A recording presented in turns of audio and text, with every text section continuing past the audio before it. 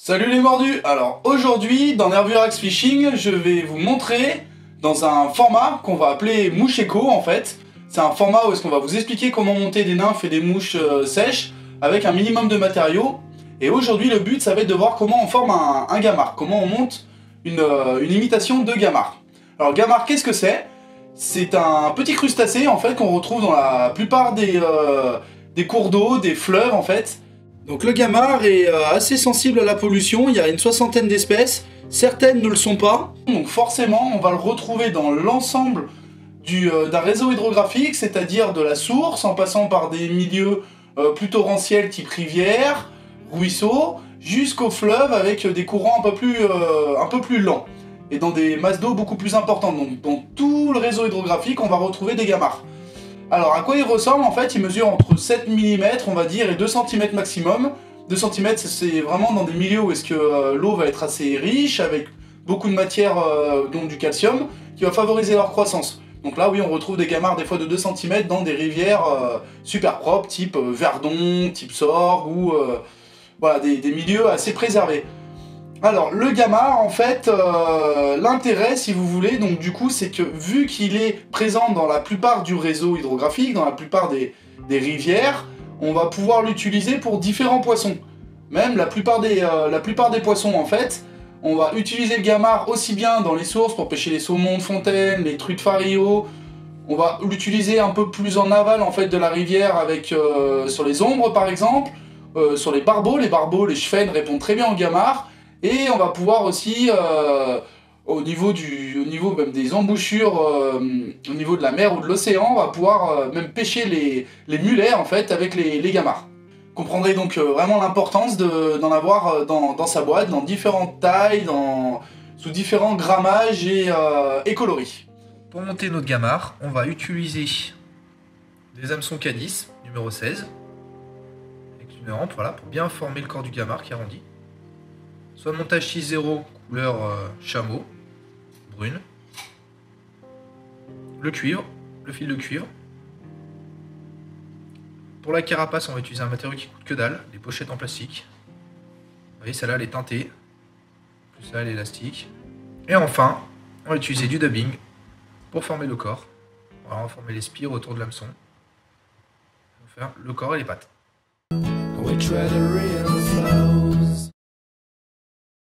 Alors, pour ce qui concerne notre montage de gamard, là comme vous l'avez vu, l'hameçon, il est quand même assez bas là, au niveau de la courbure, de façon à bien former l'arrondi du gamard. Avoir un bel arrondi en fait, donc ne pas hésiter à fixer l'hameçon sur l'étau, au niveau le plus bas en fait de sa courbure. Ça nous aidera pour le montage. Donc hop, on pose la soie. Plusieurs façons de faire, plusieurs façons de commencer. Je commence au milieu, hop. Je fais 2-3 tours dans un sens et après je rentourne, je refixe l'excédent de soie en venant en arrière. Donc c'est pas indispensable dans les eaux qui sont assez lentilles, dans les eaux qui sont pas trop profondes. Mais là on va rajouter quand même, juste pour la démo, quelques fils de plomb, quelques tours de fil de plomb, bien au milieu, bien le serrer. J'ai fait 4 spires. Voilà.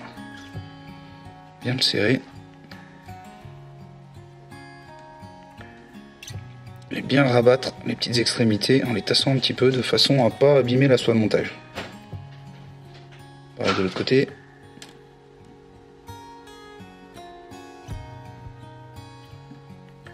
Donc une fois ça c'est fait,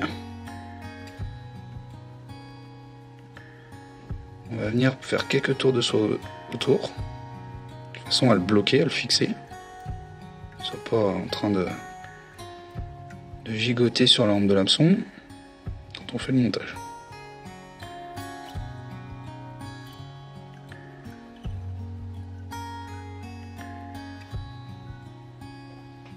Ensuite, on va venir fixer notre petit bout de plastique qui va former la carapace. Alors faut pas hésiter à bien couper en pointe de façon à pouvoir l'accrocher. Vous voyez, une petite pointe. On va pouvoir le fixer beaucoup plus facilement. Faire attention qu'il s'oriente bien vers le haut. Voilà, comme ça. Hop. Donc on vient bien jusqu'à la fin de notre... jusqu'au bas de la courbure. Le plus bas possible. Et ensuite, on vient fixer nos petits bouts de cuivre. Voilà, donc on fait un tour lâche. Et ensuite on le tend. Voilà. 2 tours ça suffit en attendant. Et enfin notre dubbing. Donc dubbing beige. Alors, quand vous faites vos enroulements au dubbing, essayez de désaxer votre soie par rapport à la pointe de l'hameçon. Pour éviter de l'abîmer. Donc pas trop chargé au début, faire un dubbing assez fin sur le début de l'enroulement. Vraiment former un corps, joli corps, bien ressemblant.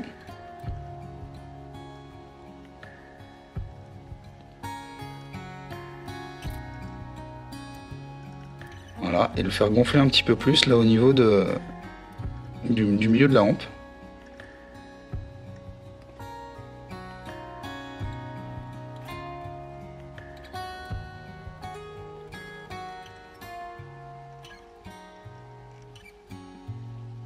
Donc voilà, on voit vraiment là le corps qui est en train de se former. On va ajouter une petite pointe de dubbing. Léger.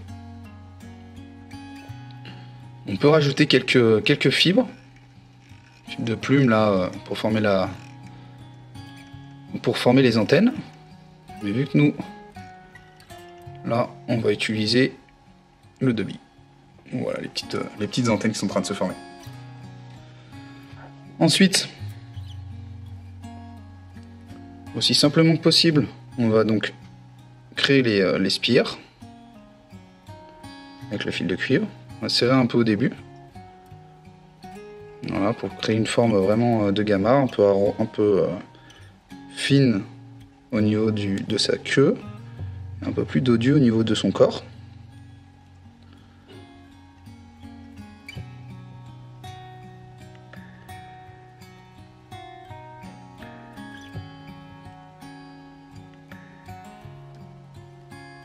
Et donc moi pour fixer tous mes matériaux, en fait j'ai tendance à garder, voilà, à le mettre vers le haut. Pour un peu plus de discrétion et pour plus d'esthétisme. Voilà, donc on a mis notre fil de cuivre. On coupe l'excédent avec un ciseau de pas très bonne qualité, parce que alors ça tue les ciseaux. Prenez pas vos ciseaux de montage et vos ciseaux pour couper vos plumes avec ça, ou vos fibres. Ils seront morts. Voilà, donc ensuite, on va couper les excédents sur le dessus.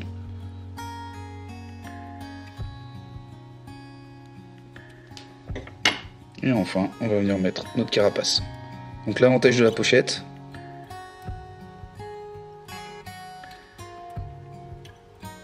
c'est qu'en fait, c'est un matériau assez résistant. En plus de ça, il est souple. Hop, petites antennes. 2 tours, on serre bien. On s'assure que c'est bien droit au niveau de la carapace. C'est bon, c'est bien centré.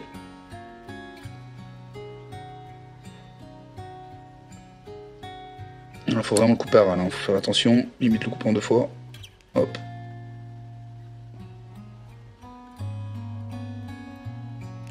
Pour éviter les surplus de plastique. Faire un montage un peu boudiné à la fin. Donc voilà. Nous avons formé notre gamarre.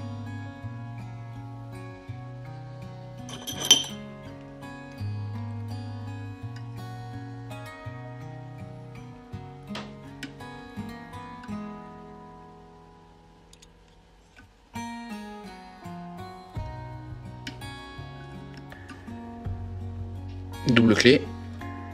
Là j'utilise un whip finish. On peut le faire avec les doigts.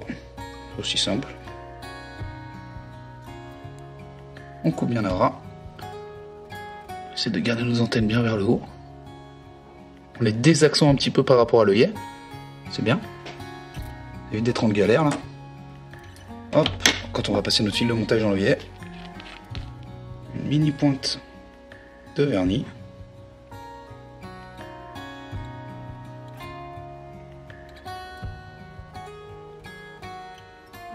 Pour sécuriser notre nœud. Et enfin, dernière étape. Une fois notre gamin reformé, il ne nous reste plus qu'à lui monter les pattes. Donc on va couper les excédents sur les côtés. Tout ce qui dépasse sur le côté, on coupe.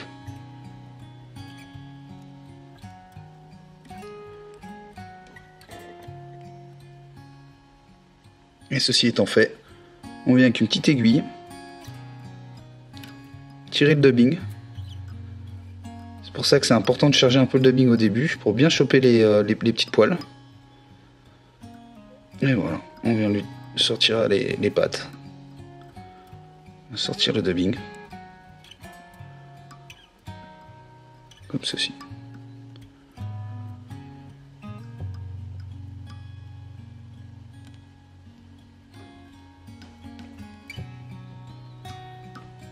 Donc là, il n'y a aucun risque, aucune précaution importante.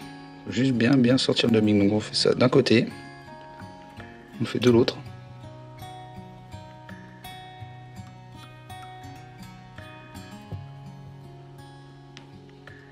Vous avez là, on a vraiment les poils qui sortent. Voilà, on n'est pas trop mal.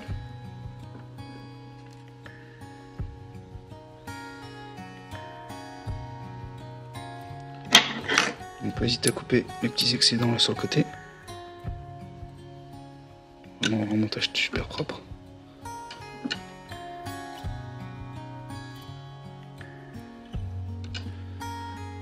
Et voilà, donc là notre gamin il est quasiment fini. Il ne reste plus qu'à lui créer la forme un petit peu. Donc c'est bien de le faire pointu de façon à ce que, enfin pointu, c'est-à-dire les pattes qui vont être un peu plus longues au milieu du corps. C'est-à-dire à former un triangle avec la pointe donc vers le bas. Voilà, comme ça. Hop. On coupe un peu plus les pattes de devant. On coupe un peu plus les pattes de derrière.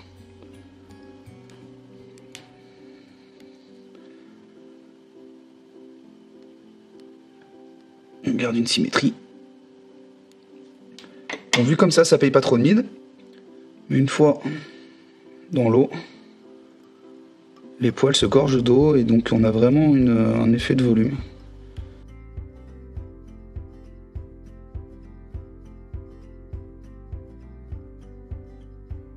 Et voilà, notre gamard. Avec un montage super simple, hyper économe.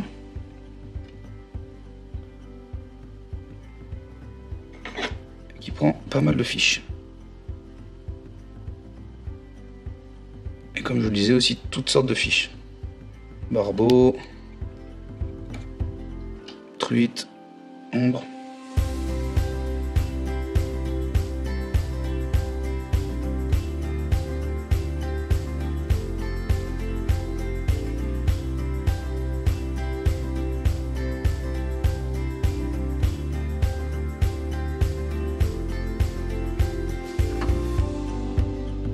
Voilà.